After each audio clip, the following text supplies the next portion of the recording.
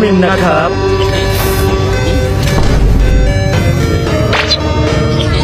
วายเคยกินครับเรียวมินไหนเรียวมินนะครับมินตายนู่นนั่งไง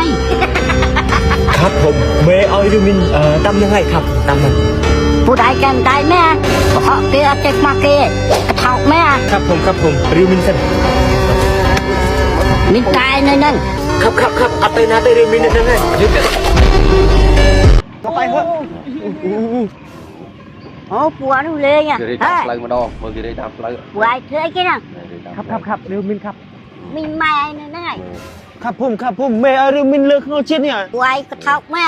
เพราะเกลือเจ็กมาเกะไอ้เป็นจบได้แม่ครับผมเมย์เอาเรียวมินเลิกเขาเชียนเนี่ยเลิกเขาเชียนมินเมย์เอาเรียวเนี่ยครับตายเพราะเกลือขุบย่างตายจบได้แม่มาพี่เอายำเรียวมินไปไหนเมย์เอาเรียวมินเพลย์นี่เรียวมินเอา